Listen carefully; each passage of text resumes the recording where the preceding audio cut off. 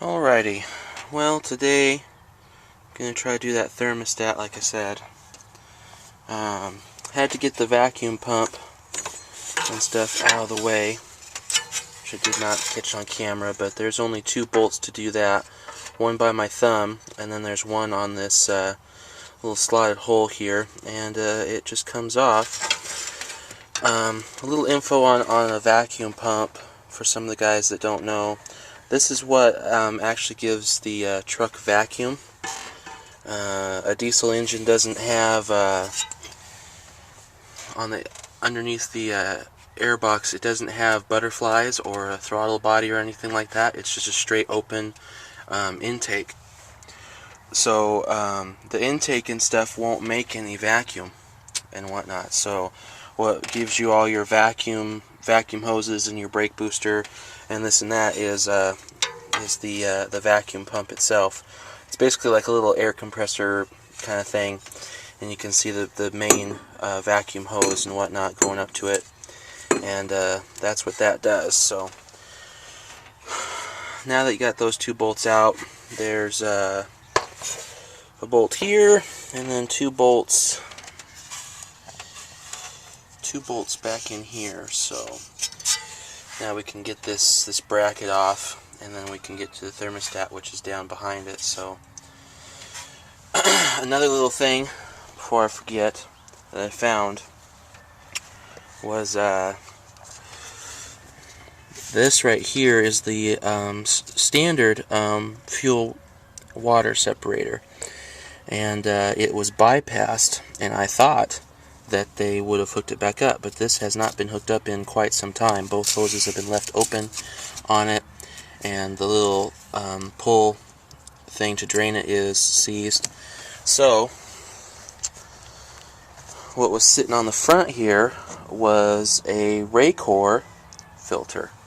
It's a fuel filter and water separator in one, and it was completely jammed up, all this and that.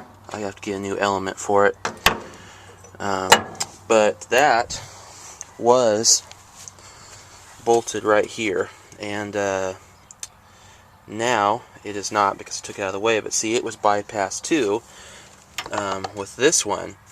So basically this truck has been running for who knows how long without a water separator. So what's going on is it's using this fuel filter as somewhat of a water separator. I'm sure there's water settled at the bottom of this. So, and you're supposed to put the water separator before the fuel pump, which is this thing right here. But it looks like I'm not gonna be able to do that. So I got some stuff ahead of me now, so here we go. Now that you have that bracket off, which is this piece here, and it is very big and very solid. Definitely don't take any shortcuts on strength.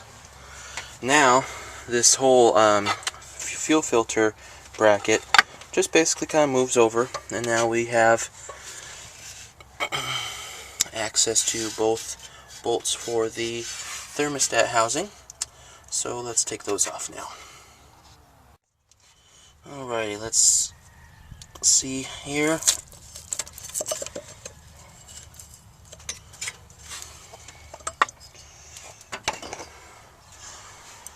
Well, that's not, I've seen worse, I guess, on that.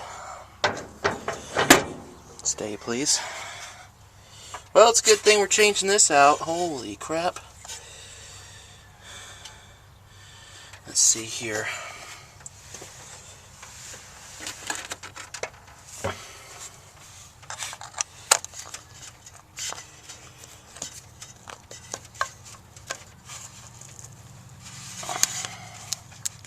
I don't care how badly, there it is. Alright.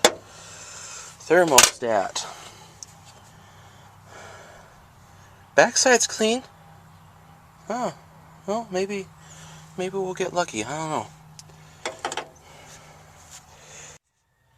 Okay, what I've done is temporarily put the thermostat housing back on, but I have left the thermostat itself out. What I'm going to do is come back a little later when the hose thaws out and stick it in there, and it should be coming out of this one. This is the bottom radiator hose where it goes, so it is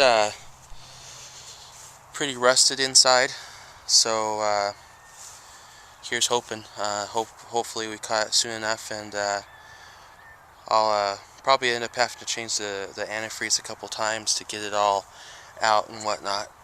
I don't want to run straight water in it anymore because that's all this truck's been running on, so hopefully we can get it to work out.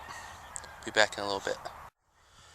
Okay, here we are a couple hours later. The hose is thawed out and whatnot, so let's do some flushing with some water and see how it all turns out.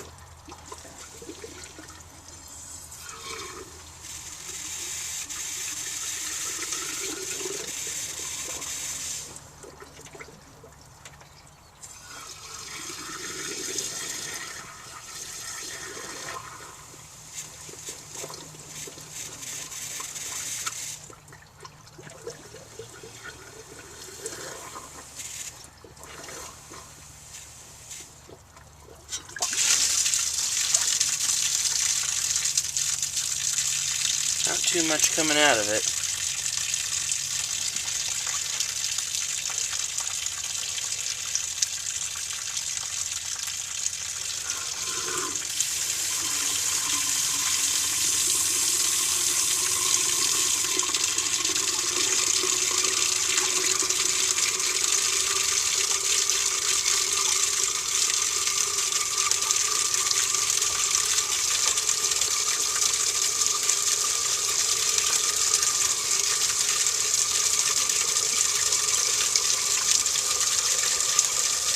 Pretty clear water, so